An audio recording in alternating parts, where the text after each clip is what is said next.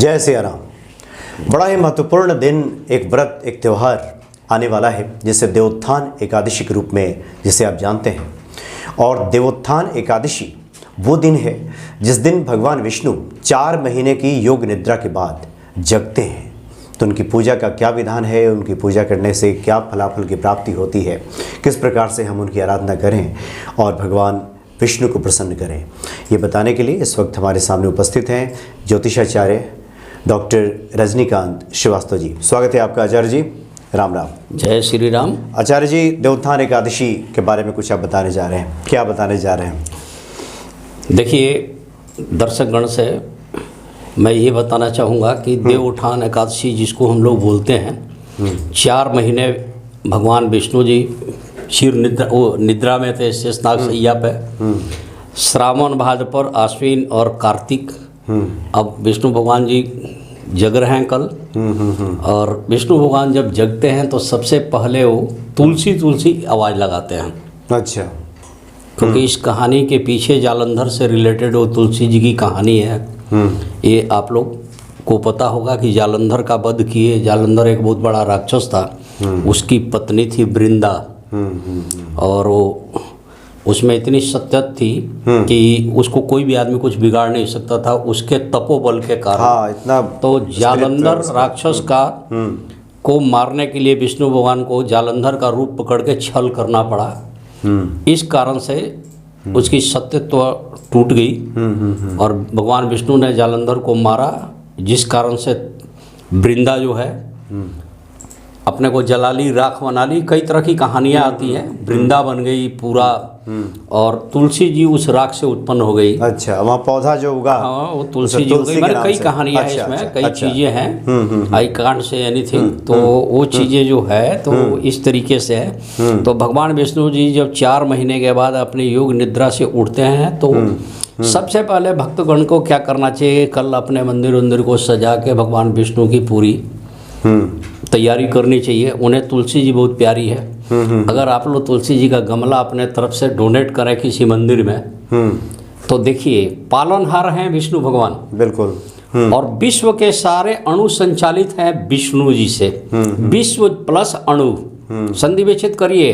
आप शास्त्र को बात भूल जाइए, साइंस की भाषा भूल जाइए, औरों की बात छोड़ दीजिए, अपना कॉमन सेंस लगाइए कि सारे अणु संचालित करने वाले जो देवता हैं वो विष्णु भगवान हैं और वो पालनहार हैं, सृष्टि के पालनहार हैं।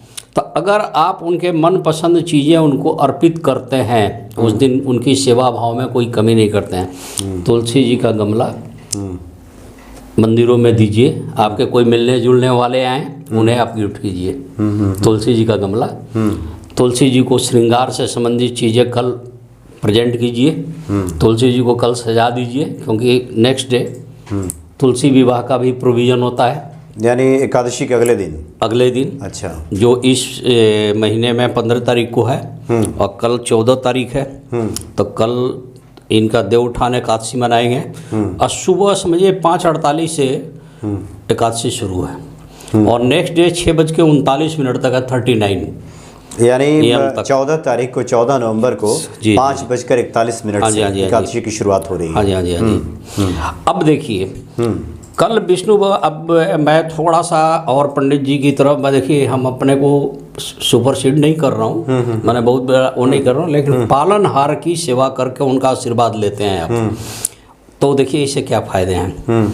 आप कहीं जॉब करते हैं तो आपके पालनहार कौन हो गया? आपके ऑनर, जिसने दिया है आपको जॉब। तो उसकी जो नीयत है आपके प्रति अच्छा होगा। तो आप विष्णु जी की कल पूजा करें। या प्रशासन, जिस प्रशासन के अंतर्गत आप लोग काम करते हैं, जैसे जिला प्रशासन हो गया, लोकल अथॉरिटी जो वगैरह जो भी है, तो वो लोग भी आपसे प्रसन्न रहते हैं। मैंने किसी तरह की विधि व्यवधान नहीं उत्पन्न होती है। तो देव उठावनी एकादशी के दिन विष्णु भगवान के पूरी सजा के विष्णु भगवान के पूजा पाठ की जाती है। विष्णु भगवान को तुलसी जी बहुत प्रिय है। सबसे पहले उठते ही तुलसी का ही नाम उन्होंने लिया है। जो आप किताब पढ़ें, अध्ययन करें, तो तुलसी जी से रिलेटेड चीज़ें अवॉइड कीजिए। विष्णु भगवान को पीपल का पेड़ बहुत पसंद है। कई बार मैंने इसी चैनल पर शायद बताया है, बताया गया कि मूले ब्रह्मा तचा विष्णु सखा शंकर में च पत्ते पत्ते देवानांगम वासुदेव नमस्तते। भगवान विष्णु का वास है, वासुदेव रूप में भी है। तो आप पीपल के पेड़ के पास दीपक जलाइए कल देवोत्थान एकादशी के दिन। ओम नमः भगवते वासुदेवाय नमः का जाप कीजिए। आप जानते हैं ना, भगवते नमः का जाप करने से आपके विरुद्ध कोई आदमी षड्यंत्र करता हो, चाहे आपको पता हो प्रत्यक्ष या अप्रत्यक्ष या न पता हो, वो भी कटती है। अच्छा, षड्यंत्र को काटने का सबसे बड़ा मंत्र है ओम नमो भगवते वासुदेवाय नमः। हर संकट का मोचन करने वाले कौन है? हनुमान जी। और विष्णु भगवान के ही एक अवतार हैं भगवान राम। अब भगवान राम के सेवक, अब भगवान राम के ही हर संकट का मोचन और जनता के संकट मोचन और कलयुग के संकट मोचन कौन है? तो भगवान हनुमान जी। तो कल हनुमान जी को भी आपको याद करना है, उनके आगे भी दीपक जलाइएगा और भगवान जी से प्रार्थना कीजिएगा कि वो, देखिए मैं अपनी बात बताऊं जी, थोड़ा सा मैंने अब चैनल पर है तो अटपटा सा ना लगे कि सब्जेक्ट से हट रहे। आप लोग आरती जो गणेश जी की करते हैं वो तो करते ही हैं, लेकिन मैं जब करता हूँ तो थोड़ा सा चेंज कर लेता हूँ। अच्छा, गाइए गणपति जगवंदन शंकर सुमन भवानी नंदन सीध सदन गज बदन विनाय कृपा सिंधु सुंदर सबलाए मोदक प्रिय मुद्द मंगल दाता मांगत रजनीकांत। अच्छा, ऐसे बोलता हूँ कि मांगत रजनीकार बस ही राम सिय मानस मोरे, माने मेरे हृदय में ही हनुमान राम जी बस जाएं। इस तरह का तो हम ये लेके चलते हैं, क्योंकि मैं अपने हृदय में राम को बसाना चाहता हूँ और साथ में जहाँ राम है वहाँ हनुमान जी हैं। और मैं हनुमान जी की, भगवान राम की सेवा किसने की? हनुमान जी ने। और हनुमान जी की सेवा आप लोग, हम लोग कर रहे हैं। अब कलयुग के प्रत्यक्ष के देवता हैं। तो मैं ये बताऊंगा कि कल नारायण जी की पूजा करनी है, माँ तुलसी को श्रृंगार करनी है, खूब साफ सुथरा करके आप किसी को गिफ्ट दें, मंदिर में 2-4 तुलसी दें, जगह जगह लगवाएं और उनकी परवरिश करें। कल का जो दिन है पालनकर्ता का है, परवरिश से रिलेटेड है। कोई गरीब बच्चा है, उसके परवरिश में कमी आती है, तो कल आप भगवान विष्णु का नाम लीजिए और उसके परवरिश का ध्यान कीजिए। अच्छा, कि इसको कैसे परवरिश किया जाए। कोई पेड़ पौधा है मुरझा रहा है, जंगल झाड़ियाँ हैं, चाहे जो भी है, उसकी परवरिश करनी है। तो देवोत्थान एकादशी का संबंध परवरिश से भी जोड़िए, पालन से भी जोड़िए कि ये चीज़ पलेगा कैसे, इसको कैसे पाला जाए। जैसे इस टाइम में बरगद का पेड़, पीपल का पेड़ का हम लोग परवरिश नहीं करते हैं, वो तो नेचर बाई कहीं ना कहीं उग जाए तो बच गया, नहीं तो लोग तो उखाड़ के फेंक ही दे रहे हैं। और ये कितना जरूरी है इस टाइम में, कोरोना के टाइम में भी आपने देखा कि क्या हालत हुई है, ऑक्सीजन के लिए लोग मारामारी हुई है। तो मैं आपको रिक्वेस्ट करना चाहूँगा कि परवरिश से रिलेटेड इसको जोड़ के दिए। देवोत्थान एकादशी, देवता जग गए, यानी विष्णु भगवान पालनहार जागृत अवस्था में आ गए। वो सुषुप्ता अवस्था में थे, योग निद्रा में थे, अब उठ गए। अब इस दिन क्या परहेज करना है? सबसे ज़्यादा आपको परहेज करना है, चावल वगैरह नहीं खाना है। अच्छा, मांस मछली नहीं खाइए, अंडा नहीं खाइए, शराब नहीं पीजिए, तामसिक किसी तरह की कोई काम भोजन न करें। अब सवाल आती है कि चावल क्यों नहीं करें? तो शास्त्रों में वर्णन है कि माता शक्ति के क्रोध से बचाने के लिए महर्षि मेधा ने अपने शरीर को त्याग करके वो चावल धरती में समाहित हो गए, समाधि ले लिए और वहाँ से चावल की उत्पत्ति हो गई। ये एक ऐसी कहानी आती है। तो चावल का परहेज इसलिए छोड़ दिया जाता है, उस दिन ना करें आप, चावल नहीं किया जाता है। कल के दिन में हल्दी, केसर, केला, जो बहुत सक्षम आदमी है वो सोना, ये सब चीज़ डोनेट कर सकते हैं। अच्छा, पीली रंग की चीज़ें, कल पीले चीज़ भगवान विष्णु को बहुत ज़्यादा पसंद है, वो दिए। तो कल का दिन जो है भगवान बजरंगबली की कृपा से हम जो मानते हैं, ये परवरिश का दिन मानते हैं। पालन करता भगवान विष्णु। आज हम पृथ्वी का पालन कर रहे थे, सृष्टि को बचाते हैं, पर्यावरण को बचाते हैं, ये हमारा पालन करती है। हम उनका पालन करें तो नेचुरल है कि भगवान भी आपका पालन करेगा। इसको ले लीजिए। सेकंड, भगवान शास्त्रों में वर्णन है कि जगने के बाद फिर उनकी शादी तुलसी जी से की गई। अच्छा। उसका मुहूर्त बन रहा है नेक्स्ट डे, यानी 15 नवंबर को, यानी द्वादशी को। हाँ, द्वादशी को। अब उस दिन उनका मुहूर्त जो है 6:39 और तक है। तो कई लोग इसको 8:01 तक मान के चल रहे हैं अपने अपने पंचांग के हिसाब से। तो शालिग्राम की और माता तुलसी की शादी कराई जाती है। अब इसके भी लाभ सुनिए। इसका सबसे बड़ा लाभ है, जिस कन्या की शादी नहीं हो रही है, जिसके पेरेंट्स बहुत ज़्यादा परेशान हैं, वो थोड़ा सा विधि विधान से शालिग्राम पत्थर से तुलसी जी की शादी करा दें। अच्छा। तो उनकी कन्या की शादी हो जाएगी। पंडित जी लोग शायद न बताते हों। मंगली दोष में एक मंगली दोष अलग से आती है, जिसको मंगली दोष भी ज्योतिषाचार्य नहीं मानते हैं, लेकिन वो दोष होती है। उसे हम लोग बोलते हैं कुटुंब मंगली दोष। कुटुंब मंगली दोष उसको बोलते हैं, द्वितीय हाउस में अगर मंगल बैठ जाए तो उसको हम लोग कुटुंब मंगली बोलते हैं, जो कि मंगली नहीं है, ना वो चंद्र मंगली है और ना मेन कुंडली में मंगली है, लेकिन कुटुंब मंगली दोष है। उस कन्या की शादी में उसके घर वालों को बड़ी परेशानी होती है, जल्दी होती नहीं है, विलंब की अवस्था आ जाती है, तो उसको बोलते हैं कुटुंब मंगली दोष। ऐसे गार्जियन को मैं सजेस्ट करूँगा कि कल के दिन में तुलसी विवाह करें। तुलसी जी की विवाह करें और विधि विधान से करें। विष्णु सहस्त्रनाम का पाठ करें। कई लोग हरिवंश पुराण का भी पाठ करते हैं। हरि भी वही है, विष्णु भी है, सर्वशक्तिमान, सर्वव्यापक, सर्वबली।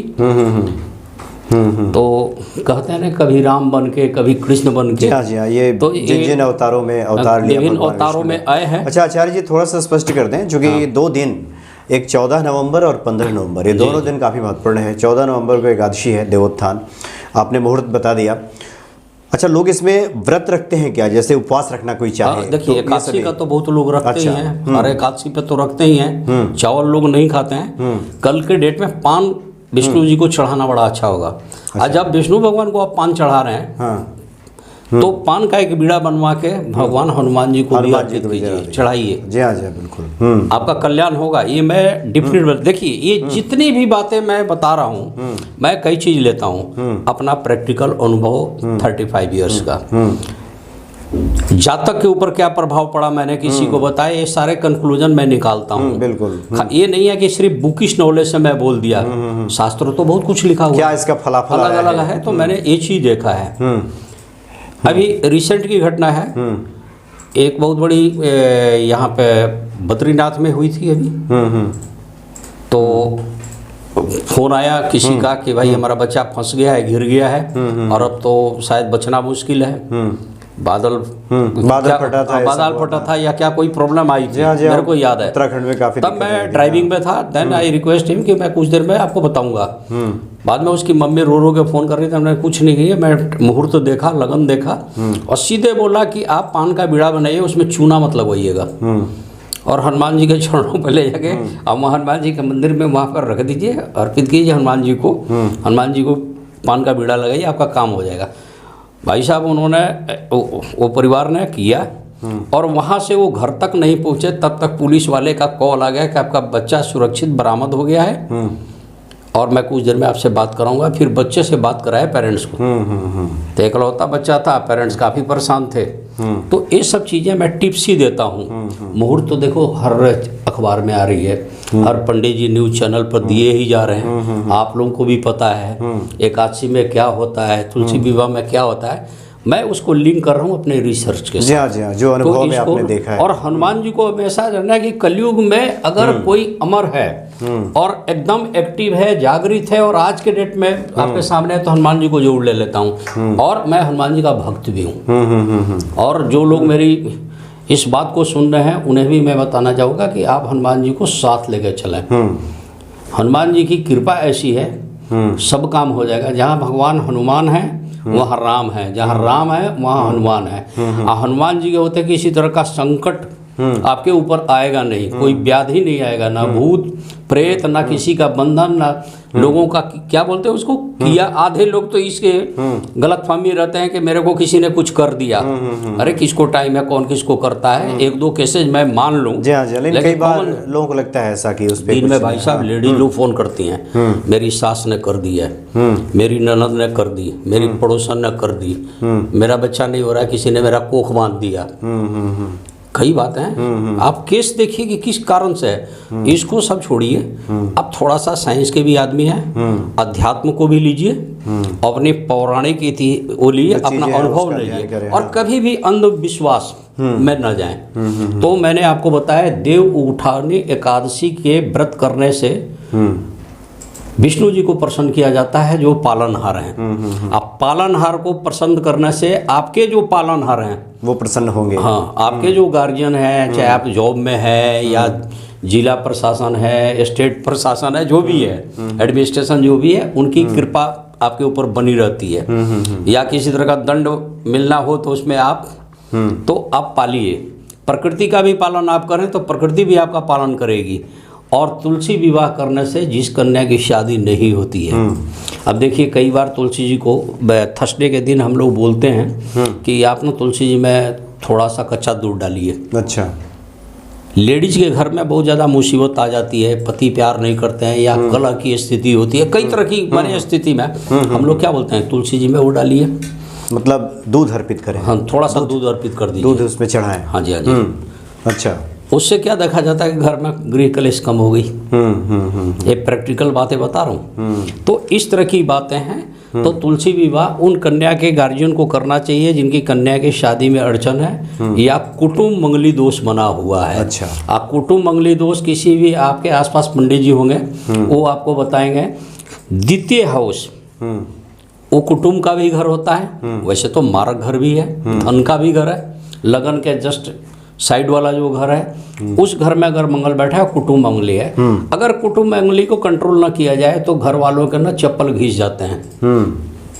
मतलब लड़की के लिए और लड़का है तो उसके लिए जल्दी लड़की नहीं मिलेगी, मनपसंद मिल के ही न दे पाए, तब कुटुंब मंगली दोष है। तो तुलसी विवाह इसमें बड़ा कारगर है। और देव उठावनी एकादशी जो है, विष्णु भगवान जागृत अवस्था में आ गए 4 चतुर्मास के योग निद्रा के बाद, तो उनका आप कीजिए, चावल मत खाइए, हल्दी केसर केला ये सब चढ़ाइए। कई चीज़ें परहेज और भी है, जैसे बैगन नहीं खानी चाहिए, मसूर की दाल नहीं खानी चाहिए, जौ का यूज न करें, और प्याज लहसुन परहेज करें, मांस मछली मदिरा शराब ये सब परहेज करते रहें। तो ये सब तो आपको छोड़ना ही छोड़ना है। और कल से भगवान विष्णु की कृपा ऐसी बनती है कि मांगलिक कार्य के लिए उचित समय शुरू हो जाता है। अब आती है कि लड़कियों का चाहे लड़कों का लगन का जग जाना है। अब जिनकी लग गई है, जग गई है, अब उनका शादी ब्याह के रिश्ते शुरू हो जाएंगे। ये चीज तो ये मेरी अपनी स्टडी है। जी जी। तो तुलसी जी के पूजन से यही लाभ मिलेगा। तो तुलसी का विवाह कीजिए, कल गिफ्ट कीजिए आप, ये मेरा सजेस्ट है। बाकी हनुमान जी। अच्छा, एक और आखिरी सवाल बता दें, चूँकि विश्व के पालन करने वाले भगवान विष्णु हाँ जी जगेंगे योग निद्रा के बाद जी, तो जाहिर सी बात है, आपने कहा हनुमान जी की जो पूजा करना चाहते हैं, हनुमान जी की पूजा जरूर करें, क्योंकि उनके आराध्य देव ही भगवान विष्णु हैं, भगवान राम तो उन्हीं के अवतार हैं। दूसरी बातें, आपने कहा कि तुलसी विवाह किया जाए। बहुत से दर्शकों के मन में, भक्तों के मन में सवाल आ रहा होगा, तुलसी विवाह कैसे करें? तो क्या इसके लिए कुछ आप बताना चाहेंगे कि शालिग्राम से तुलसी जी की कुछ शादी? शालिग्राम विष्णु भगवान के रिप्रेजेंटेशन में है उनका। हाँ, तुलसी जी तो जी तुलसी जी ही हैं, फीमेल्स की हो गई। तो वर और कन्या मान लें। और जैसे पंडित जी लोग शादी कराते हैं विधि विधान से, सिंदूर वगैरह लगाना, टीका करना, ये सब वो सारे मतलब किसी योग्य ब्राह्मण को बुला लीजिए। हाँ, बुला लें तो ज्यादा बेहतर है। मंत्रोच्चार के साथ जैसे शादी होती है वैसे शादी करा दिया जाए। आपने देखा होगा कि लाल चुनरी से भी तुलसी जी को उड़ाया जाता है, दुल्हन का रूप दिया जाता है, पूरा रूप दिया जाता है। आप एक और जो लोग कार्तिक स्नान करते हैं कई महीनों, मतलब पूरा कार्तिक भर और कई सालों से करते आ रहे हैं, वो लोग भी तुलसी विवाह करते हैं, उद्यापन हवन के तौर पे भी हाँ जी, हाँ करते जी, हैं हाँ कि जी, तुलसी विवाह करते हैं, कार्तिक पूरा करते हैं, दीपक जलाते भी हैं पूरे जलाते महीने। भी हैं, स्नान करते हैं हाँ जी, हाँ जी, ब्रह्म मुहूर्त हाँ जी, हाँ में, जी, हाँ जी। और कार्तिक महात्म्य की कथा सुनते हैं। उनके लिए भी है कि वो तुलसी जी का विवाह विवाह करें। शालिग्राम भगवान हाँ जी, से हाँ जी, करते तुलसी हैं। तो विवाह ये काफ़ी फलदायी होता है। बहुत फलदायी होता है, बहुत फलदायी होता है। तो आचार्य जी काफ़ी अच्छी आपने जानकारी दी, और हम समझते हैं कि कल मतलब 14 नवंबर और 15 नवंबर ये जो शुभ दिन है, इस शुभ दिन का विशेष तौर पे भक्त फ़ायदा उठाएंगे, लाभ उठाएंगे, भगवान विष्णु की आराधना करेंगे, हनुमान जी की आराधना करेंगे और पुण्य फल को प्राप्त करेंगे। और जिनके जीवन में कई तरह की अड़चनें आ रही हैं, जैसे आचार्य जी ने बताया, उन अड़चनों को भी दूर करने का बड़ा ही शुभ दिन है। मैं दर्शकगण से यही अनुरोध करूंगा कि मैं आपको कर्मकांड के ऊपर बहुत कम मैं करता हूं, क्योंकि कर्मकांड के ऊपर सब लोग आपको बताते ही हैं, आप लोगों को जानकारी भी होती है। मैं आपको छोटे छोटे टिप्स आसान इसलिए बताना चाहता हूं इस चैनल के माध्यम से कि जिसे इजी वे में आप कर सकते हैं। जैसे मैंने इस भागम भाग के जीवन में आप इसको आसानी से आसानी से कर सकते हैं, एक टिप्स है। और मैं कोई भी जादू मंत्र टोटका फटका वो सब नहीं करता हूँ, क्योंकि मैं तांत्रिक नहीं हूँ। मैं एकदम सात्विक पुरुष हूँ, और सात्विक भी कुछ टिप्स ऐसा ही बताऊंगा जो आपके लिए फलीभूत हो और उसके फायदे हैं। और मेरे टिप्स बताए हुए में आपका खर्चा बहुत कम लगता, शायद ही लगे। हाँ बिल्कुल सही बात कह रहे हैं। तो कल के प्रबोधनी एकादशी के लिए आपकी मैं शुभकामना देता हूँ, और तुलसी विवाह के ऊपर भी कि भगवान विष्णु और माता तुलसी जी की कृपा आप लोगों पे बना रहे, आप लोग सदा सुखी रहें, खुशहाल रहें। बहुत बहुत जय धन्यवाद। श्री राम, जय हनुमान, जय श्री राम।